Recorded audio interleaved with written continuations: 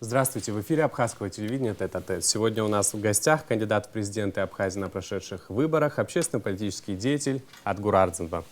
Адгур Амиранович, добрый вечер, большое спасибо за то, что нашли время и пришли к нам в студию. Добрый вечер, спасибо, что вы пригласили меня. Адгур Амиранович, прежде чем мы приступим к основной беседе, все-таки не могу не поговорить о прошедших выборах. Выборы прошли около 3 месяцев назад. Как вы сами оцениваете и ход предвыборной кампании, и борьбу политических сторон? На ваш взгляд, как прошли выборы? Многие эксперты называют прошедшие выборы самыми демократичными выборами в современной истории Абхазии. Я эти выборы оцениваю очень позитивно, потому что, как вы уже отметили, ход предвыборной кампании, хотя были определенные элементы, когда были накалы страстей, но тем не менее нам удалось избежать и предотвратить традиционные накалы страстей, которые сопутствуют предвыборным периодам последних периодов в Абхазии. Я считаю, что именно в таком ключе должны проходить политические процессы. Я считаю, что хотя вот после того, когда были оглашены предварительные результаты, мы с нашей командой, с кандидатом вице-президента в президенты Арда Ильича Ашуба приняли решение поехать в штаб нашего главного оппонента и поздравить лично. Я считаю, что это вообще абсолютно обыденные, нормальные вещи. Это было воспринято позитивно. Я считаю, что именно в таком ключе должно должны происходить все политические процессы в Абхазии. Я говорил во время предвыборной кампании, говорил и после, и скажу вам сейчас. Нам надо преодолеть раскол, основой которой является политика. Надо уйти от этого и перевести в цивилизованное русло все политические процессы. Ну вот лично ваше мнение, мне интересно, как вы считаете, вот эти действия, о которых вы говорили, то есть там спустя час после того, как были объявлены предварительные результаты, ваша команда поздравила в вашем лице оппонентов, были сложные такие пиковые моменты, при этом как бы вы общались со сторонниками всех политических сил. Вот эти действия могли, на ваш взгляд, положить положить начало новому, наверное, политическому видению, политическому общению? Саид, я считаю, что, конечно, безусловно, это новый исторический прецедент, и я считаю, что каждый политик со своей стороны должен вносить вклад в это общее дело. Вот я считаю, что наша команда со своей стороны сделала все возможное, чтобы вот в этом направлении мы стали двигаться. Я думаю, что это есть определенный вклад. Но мы не являемся единоличными участниками политического процесса. Это все должны это понимать, все должны этому способствовать. И, к сожалению, до сих пор сохраняются политические взгляды, элементы, направленные на раскол. До сегодняшнего дня это присутствует, нам надо от этого избавляться. Насколько нам известно, вы в составе абхазской делегации, которую возглавит президент Абхазии Аслан Джани, примете участие в Параде Победы в Москве, который посвящен 75-летию со дня победы в Великой Отечественной войне. Скажите, пожалуйста, первое, так ли это? Это так, да. В каком статусе вы будете членом абхазской делегации? Ну, первое, что я хотел бы сказать, 75 лет Победы, это большой великий праздник. Один из моих дедов воевал, дошел до Берлина. Для меня лично, для нашей семьи это большой праздник. Второе, значит, этот вопрос, совместное участие на праздничных мероприятиях обсуждался сразу после выборов. В контексте вот тех шагов, о которых мы сейчас говорили, поздравления, попытки объединить и так далее, было принято совместное решение с Асланом Георгиевичем, что мы в составе одной делегации посетим это мероприятие. Ну, как известно, парад должен был состояться 9 мая, он был перенесен из-за эпидемии, и сейчас вот к концу этого месяца это мероприятие будет проведено. Я считаю, что это правильный шаг.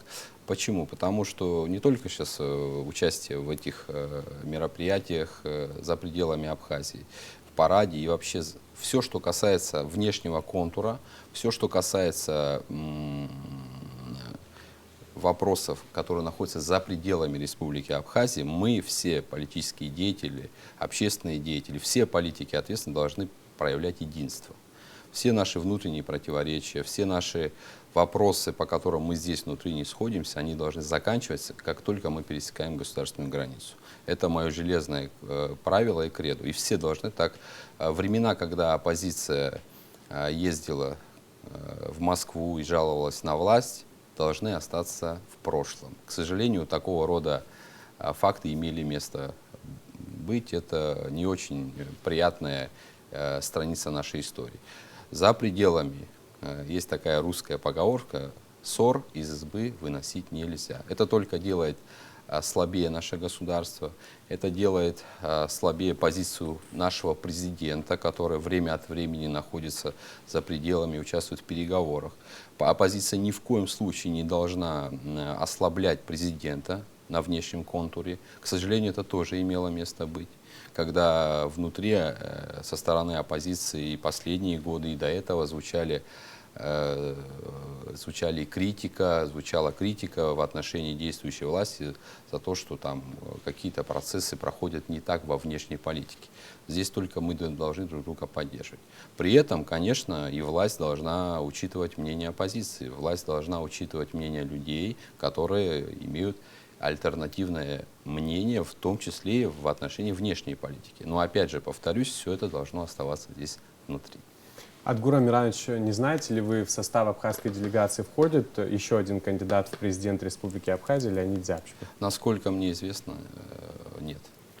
Вы много говорили об объединении, насколько нам известно, и вот на протяжении всех 3 месяцев после выборов то и дело в обществе появлялась информация о том, что новое руководство предлагало вам войти в состав правительства, работать в составе новой команды. Прокомментируйте это. Именно хочу знать, о каких должностях идет речь, в качестве кого вам предлагали работать. Ну, дальше потом обсудим эту тему подробнее.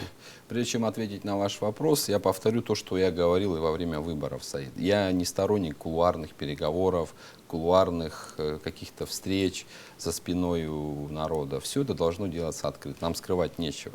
И здесь абсолютно никаких секретов нет. Да, у нас были встречи с Асланом Георгиевичем сразу после выборов, и до сегодняшнего дня мы находимся на постоянной связи. И, конечно, мне предлагали определенные должности и позиции. Я отказался по той причине, что я считаю, что объединение — это не вопрос трудоустройства Адгура Арзанова. Объединение, я и на выборах это говорил, я и сейчас это повторю, объединение должно быть вокруг идей, вокруг задач, целей. Мы со своей стороны, как было сказано и прежде, будем только помогать в реализации благих идей, благих решений, которые направлены на укрепление нашего суверенитета, на укрепление нашей государственности. Я так понимаю, вы не готовы назвать должности, о которых шла речь? Никакого смысла в этом не вижу, но хочу сказать, что предложение было, и я посчитал, что когда приходит президент, вот есть определенная команда, он должен иметь возможность свободно формировать свою команду без оглядки на какие-то политические силы. И в этом плане я считаю, что у президента должна быть своя команда. Вот он пришел, и в кадровую политику, честно говоря, мы не вмешиваемся. То есть вы не считаете, что совместная работа как раз и была бы тем самым объединением людей, как мы и говорили выше, на выборах вас поддержало большое количество людей, не помню в цифрах. Может быть, все-таки это бы значило объединение или все-таки нет? Нет, абсолютно. В моем понимании трудоустройство определенных политических деятелей не есть объединение. А объединение народа — это когда закон един для всех. Это когда решаются общегосударственные задачи. Объединение — это когда мы двигаемся вперед все вместе, боремся с большими проблемами, которые, к сожалению, присутствуют в нашей стране, в нашем государстве. Это коррупция, это организованная преступность, наркоторговля и так далее. То есть слабое развитие экономики. Все это нужно решать вместе. То есть наоборот, с моей стороны, я считаю, что это и для власти более удобная позиция. Я посчитал, что не будучи во власти, не занимая какой-то определенной должности, я готов помогать как общественный политический деятель. О том, кем вы себя видите и планируете быть в политической жизни нашей страны, мы поговорим чуть позже. Как раз вы говорили об объединении в контексте того, что закон должен быть, все должны быть равны перед законом и так далее. Вот мы свидетели в последнее время громких задержаний, в том числе и в коррупционных вопросах. А как вы оцениваете работу правительства в этом направлении? И коротко потом хотел бы поговорить все-таки о поправках в закон о декларировании доходов и расходов. Что касается так называемых громких задержаний, на самом деле я пока никаких громких задержаний и определенных таких шагов не вижу. Все, что касается этих задержаний, насколько мне известно, эти материалы были составлены давно, еще предыдущим руководителем службы государственной безопасности. Более того, по этому делу данный подозреваемый уже приглашался еще при Зурабе Слановиче Маргане. Поэтому пока рано делать какие-то выводы. Конечно, если мы говорим о борьбе с коррупцией, то мы должны понимать, что речь в первую очередь должна идти о высших должностных лицах первого эшелона. Вот с кого надо начинать. И здесь мы окажем полную поддержку. Борьба с коррупцией не должна носить односторонний характер, и борьба с коррупцией не должна превращаться в монополию на коррупцию. Вы понимаете, о чем я говорю? Да, конечно. Поэтому здесь надо исследовать период не только последних 5, 4, 3, надо более широко брать. Я вам откровенно скажу, есть люди, которые, вот лично если меня спросить, в отношении которых нет никакой необходимости проводить доследственные мероприятия. И вы знаете, про кого я говорю. И мы сегодня их часто видим по абхазскому телевидению, они занимают определенные должности. И я сейчас фамилии, имена называть не буду, и без меня все знают. Поэтому, когда вот этих людей привлекут к ответственности, когда других людей, которые ранее занимали определенные должности, будут привлекать к ответственности, тогда мы будем говорить о полномасштабной борьбе с коррупцией. Пока совершенно рано об этом говорить. Что касается организованной преступности, то же самое скажу. Борьба с преступностью должна носить всеобъемлющий характер. Это не должна быть замена одних преступников на других преступников. Преступник есть преступник. Начинать надо с лидеров преступного сообщества. Их пагубное влияние на абхазскую действительность выходит за все рамки допустимых норм. Вот с кого надо начинать. Я с позитивом оцениваю, допустим, вот встреча была в парламенте президента с депутатами, он попросил депутатов обратить внимание на проект закона о борьбе с организованной преступностью. Но нет никакой необходимости ждать принятия этого проекта закона. Можно и сейчас уже начинать бороться. Я говорю, опять же, о лидерах преступного сообщества. Вы наверняка следили за развитием, если это слово уместно, в принципе, в вопросе, который я хочу задать, за развитием событий вокруг принятия поправок к закону о декларировании доходов, расходов, имуществ. Вопрос не сдвигается с мертвой точки. Интересно ваше мнение и готовы ли вы выразить поддержку активистам. Мы знаем, что вы встречались с активистами, поддерживаете ли вы с ними и дальше связь, есть ли какой-то контакт? Ну, в период предвыборной кампании это так совпало, что некоторые наши сограждане объявили голодовку. Да, я с ними встречался, цель моей встречи была попросить их перестать наносить вред своему здоровью, то есть отменить голодовку. Что касается моей поддержки активистов, конечно, я и на выборах это говорил, и сейчас повторю. государственный деятель или там, избранное лицо, имеющие доходы или имущество, происхождение которого он не может объяснить, это преступник. Это весь мир так уже к этому пришел. Вопрос касательно закона, который обсуждают, и действительно там для меня, например, непонятно, почему так долго идет вот такая возня вокруг этого закона. Там есть привязка к закону, значит, о госслужбе и так далее. На мой взгляд, тут надо подойти гораздо проще. Необходимо утвердить конкретный перечень государственных служащих, в отношении которых будут распространяться эти, значит, меры на данном этапе. То есть от президента, начиная от президента, премьер-министра, глава администрации президента, министры, вице-премьеры и так далее, до заместителей, руководителей государственных компаний.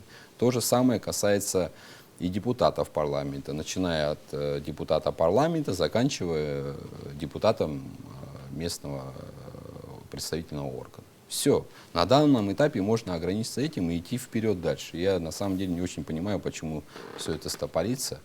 И я думаю, что администрация президента должна соответствующим образом отреагировать и внести этот перечень на утверждение, чтобы не ссылаться на закон о государственной службе. Там много чего можно найти. Знаете, когда вы не хочешь делать, всегда можно найти много причин для того, чтобы не делать. Это надо делать. Адгур Амирович, буквально на этой неделе на нашем телеканале была пресс-конференция вице-премьера, министра финансов Абхазии Владимира Делба, на котором он сказал, что НДС отменен не будет, более того, сама ставка останется прежней.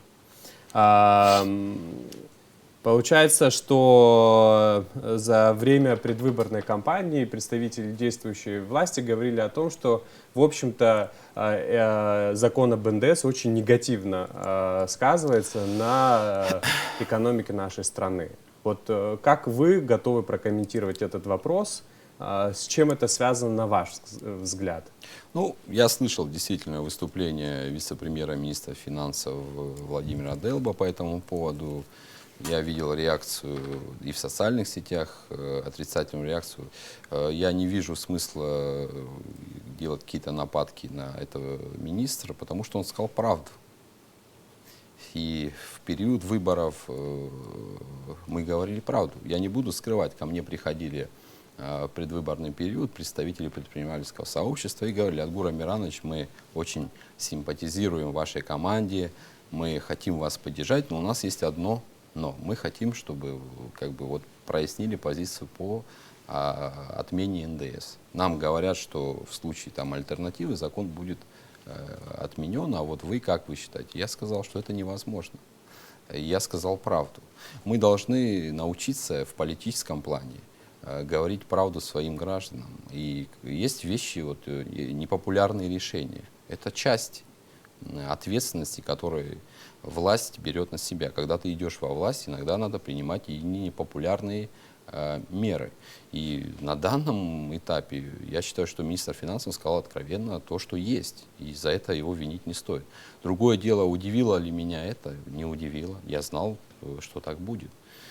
Другой вопрос. Знаете, когда ты находишься в здании, допустим, парламента, можно цитировать древнегреческих философов, рассказывать разные стихотворения, говорить о том, что этот закон ржавчиной покрыл экономику, значит, наркотические эффекты и так далее. Другое дело управлять процессами в кризисной ситуации.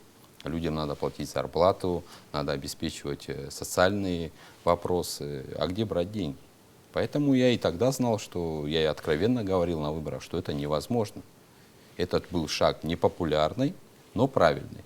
Вопрос его реализации, да, там есть вопросы, там будут взимать на границе, будут взимать внутри Абхазии. Это технические вопросы, Саид, которые можно отрегулировать и нужно отрегулировать. На это тоже нужно время. Но я сейчас не хотел бы уходить в технические вопросы, но вопрос стоял как? Отменить или не отменить? Я сказал, что отменять его, во всяком случае, я не собираюсь.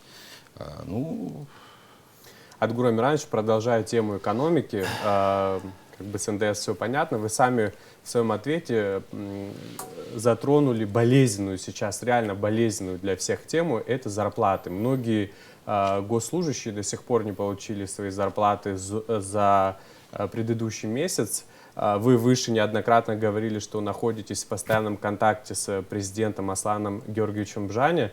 Скажите, пожалуйста, какие перспективы этого вопроса?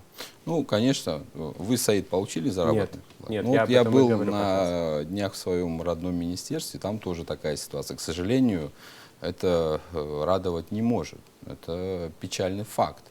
И я критически оцениваю эту ситуацию, и никаких оправданий тут быть не может. Еще в апреле месяце, когда мы обсуждали с Валерием Шуховичем этот вопрос, уже тогда было понятно, что к этому периоду не будет внутренних источников, на основе которых мы сможем выплачивать зарплату.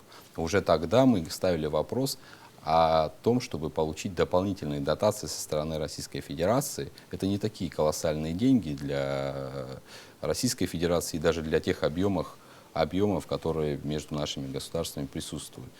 И, конечно, нужно было это продолжать, и надо было заранее понимать, что к этому месяцу будет у нас вот такая история. И нужно было выстраивать горизонтальные на уровне правительства отношения, которые позволили бы на сегодняшний день получить или кредитные ресурсы, или дотации, которые позволили покрыть эти государственные расходы. И то, что происходит сейчас, это, конечно, меня очень расстраивает, потому что действительно ситуация очень тяжелая. И вообще, честно говоря, есть вопросы, я не хотел бы сейчас уходить в детали, но есть вопросы, которые лично я не понимаю. У нас вообще традиционно были проблемы с приоритизацией задач, но в такой период это особенно остро чувствуется. Когда, например, вот я сейчас и в деревнях, и в селах общался с людьми, когда у людей нет буквально 3000 рублей для того, чтобы вспахать участок, в это время заниматься там условно ремонтом фонтанов и каких-то таких вещей, которые, ну, на данном этапе, мне кажется, это не очень правильно. Это лично я не понимаю. То есть в кризисный период. Что касается того, что открыть границу, не открыть, я тоже слышал вот то знаменитое совещание у главы правительства.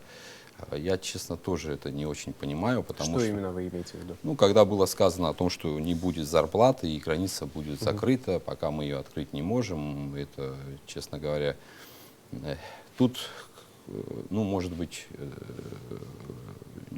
нет информации, но граница закрыта еще и с российской стороны. Еще 30 марта было принято соответствующее решение в Российской Федерации.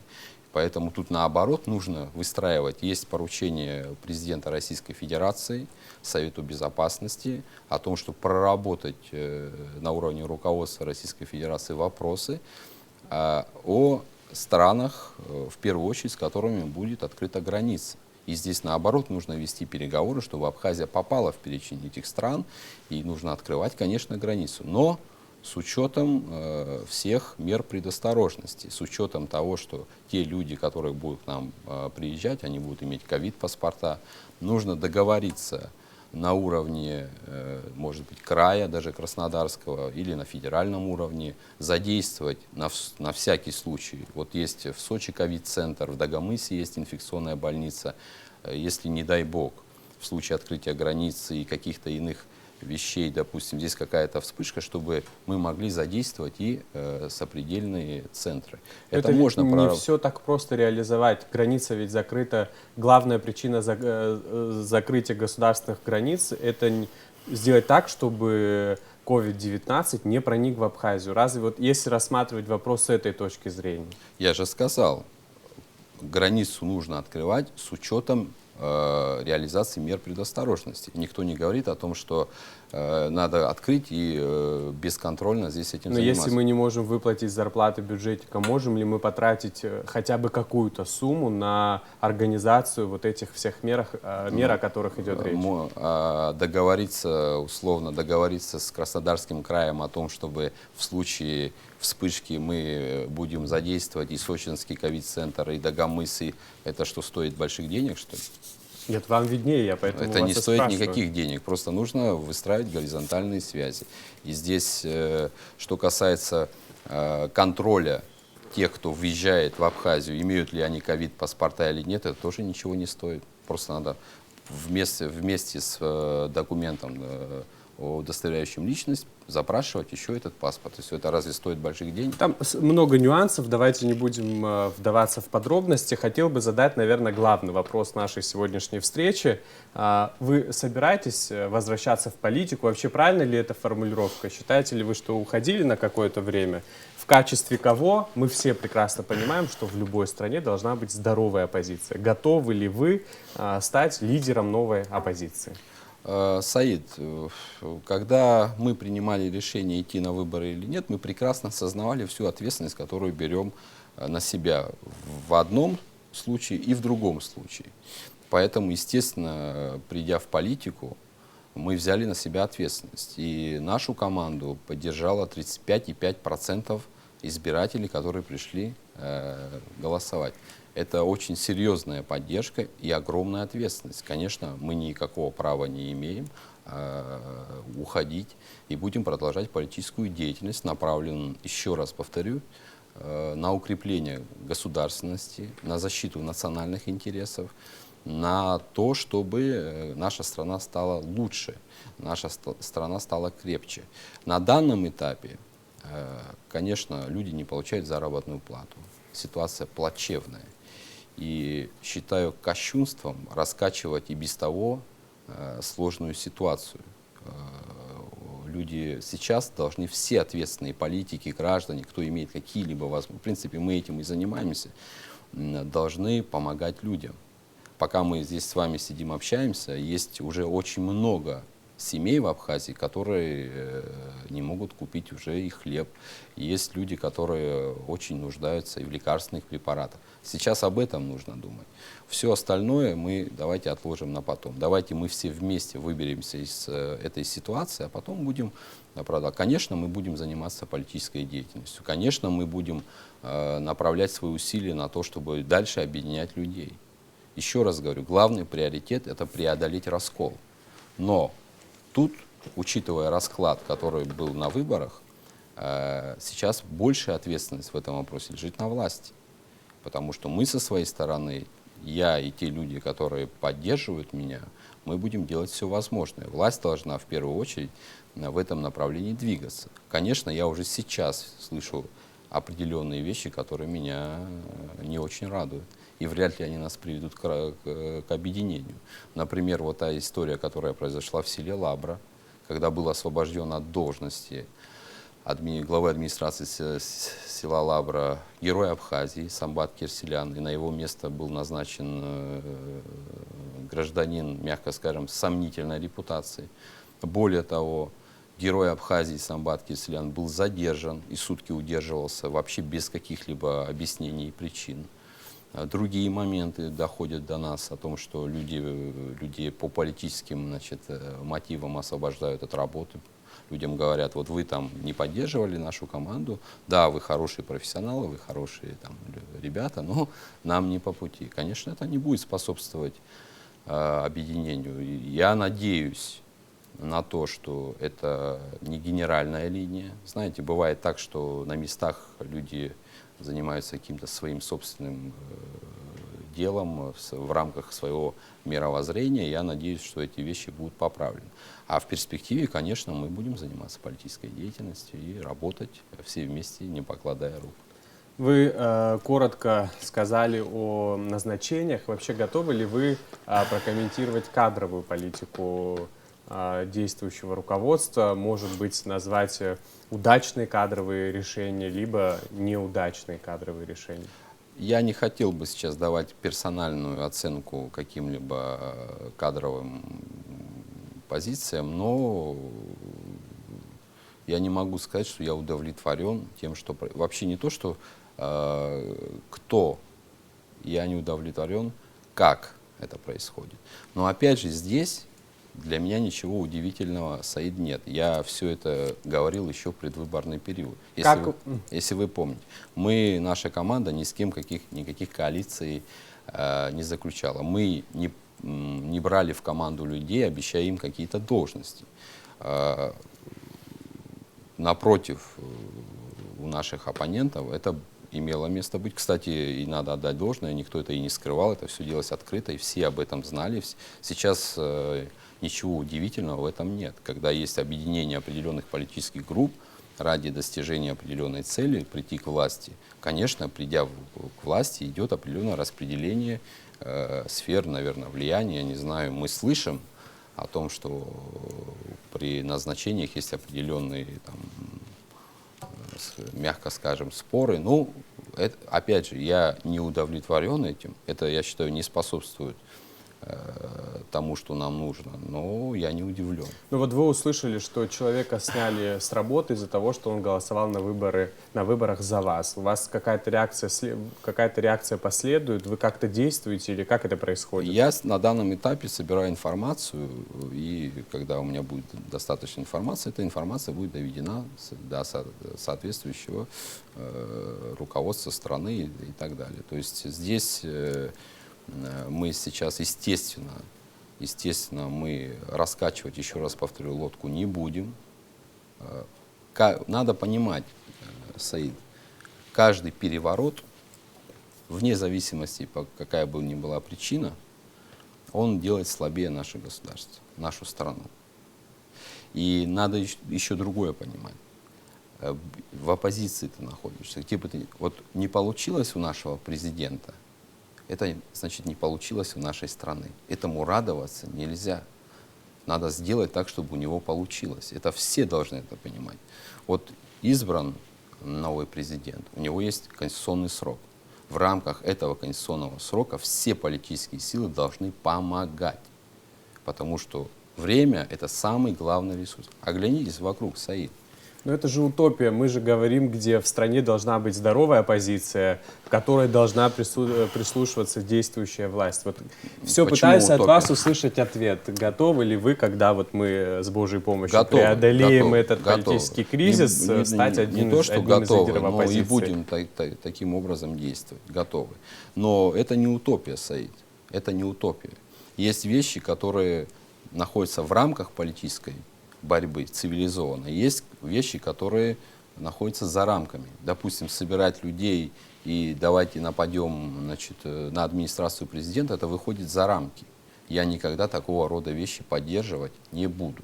Но другой вопрос, это не значит, что власть будет делать все, что угодно, и так далее. И, значит, имея такую, значит, позицию, нашу позицию, использовать это, вы знаете, очень сложно будет отговаривать людей прийти к администрации президента и попробовать на прочность вот эти новые знаменитые железные двери. Это будет сложно мне сделать как политическому деятелю, если власть будет вести себя. Поэтому нужен постоянный диалог, вот нужны цели конкретные, нужна программа, которой до сих пор, к сожалению, нет. Я, к сожалению... хочу. О какой программе идет речь? Программа государственного развития? Конечно. И вообще, честно говоря, я ожидал, и пока не вижу, должна была быть какая-то программа антикризисных мер у правительства. Это так. И с учетом этих антикризисных мер и программа среднесрочного, долгосрочного развития. Об этом же мы говорили все на выборах, вы же помните? Было сказано, что у нас есть программа, мы говорили, что у нас есть программа, но пока этого, к сожалению, нет. Но справедливости ради надо отметить, что новое руководство начало свою работу в очень тяжелое время, время пандемии, когда на самом деле с огромным количеством проблем, в том числе с экономическими проблемами, столкнулся весь мир. И наверняка к этому бюджет нашей страны не был готов, и многие руководители говорят о том, что до сегодняшнего дня, в принципе, экономика пришла. Она не сразу стала в таком разваленном состоянии, простите за грубое выражение. Как вы считаете, все-таки это может быть оправданием? Я считаю, что оправданием не может быть ничего. Власть — это власть. Идешь во власть, ты понимаешь, какую ты ответственность на себя берешь. Понятно, что есть кризис. Но кризис — это не только минус, это и новые возможности. Я просто не хочу сейчас уходить в какие-то такие, знаете, в критическую оценку. А меры, которые предпринимаются, ну да, это на самом деле ничего нового. Это весь пакет мер, который был разработан и принят еще при Валерии Рамшуховиче. Был создан оперативный штаб. Кстати, отдельно хочу отметить наших предпринимателей. Огромное человеческое им спасибо. Мы очень много лет слышали, что у нас кризис в экономике, что у нас нет экономики и так далее. А наши предприниматели, значит, которых говорили, что нет, они собрали огромную сумму для нашей экономики. Это сопоставлять надо с ВВП. Значит, огромную сумму и оказали поддержку в трудный момент. И большое за это им спасибо. Да, Адгур Амиранович, вы также говорили о том, что вот в этот тяжелый кризисный период необходимо объединить свои силы. Вы говорили о том, что люди нуждаются, им нужно покупать хлеб, у них нет денег на лекарства. И в этом контексте вы говорили о том, что необходимо работать вместе. Вот как происходит ваша совместная работа? Я имею в виду вас, вашу команду вместе с действующей властью. В каких действиях выражается вот эта вот помощь преодоления кризисной ситуации? Саид, я, честно говоря, не хотел бы сейчас заниматься рекламой, но скажу так, лично я, члены нашей команды, весь этот период со дня голосования до сегодняшнего дня, каждый мы занимаемся тем, чем можем, чтобы помочь людям. Кто-то там взял на себя это направление, кто-то взял другое направление, да. Оказывает гуманитарную помощь. Единственное, да, мы это не афишируем, но каждый занимается именно этим направлением. Более того, еще после выборов я занимался, и вот те меры, которые были предложены Министерством экономики, как антикризисные меры по поддержке предпринимателей, мы эти меры предложили. В принципе, на основе этих мер многие какие-то вещи были уже реализованы. И сейчас занимаемся изучением ситуации, прорабатываем какие-то возможности, включаем, ну, когда человек работает, я лично проработал очень много лет, и у меня есть и за пределами Абхазии связи. Мы их задействуем для того, чтобы оказывать поддержку, в том числе и по лекарственным препаратам и так далее. Поэтому сейчас каждый должен делать, что может. Это наша святая обязанность. Адгур Амиранович, здесь в прямом эфире во время дебатов перед днем голосования действующий президент Аслан Бжани достаточно высоко оценил программу экономического развития «25 шагов». Мой вопрос следующий. Эта программа как-то будет внедряться, и будете ли вы работать над этой программой вместе с действующим руководством? Ну, на встрече с депутатами президент Аслан Георгиевич Бжани сказал о том, что в основу будет взята в том числе и эта программа, что меня не может не радовать. Конечно, с того момента, как она была разработана до сегодняшнего дня, прошло много времени. Здесь есть вопросы, которые нужно актуализировать. Со своей стороны, конечно, мы готовы. Но тут речь не только обо мне, и здесь главное лицо во всем процессе является Беслан Владимирович Агарба, который финансировал, сейчас уже можно об этом говорить. Есть консалтинговая компания Strategy Partners Group. Здесь, в Абхазии, да, это было все сделано на базе Министерства экономики. Мы создали рабочую группу, мы принимали участие. Ну вот, и мы должны совместными усилиями, если уж говорят о этой программе, да, конечно, ее нужно дорабатывать, там дорожные карты по каждому шагу. Будем работать, мы настроены на эту работу. Адгур Амиранович, большое спасибо за то, что пришли к нам в студию, нашли время ответить на наши вопросы. Всего доброго. Спасибо вам.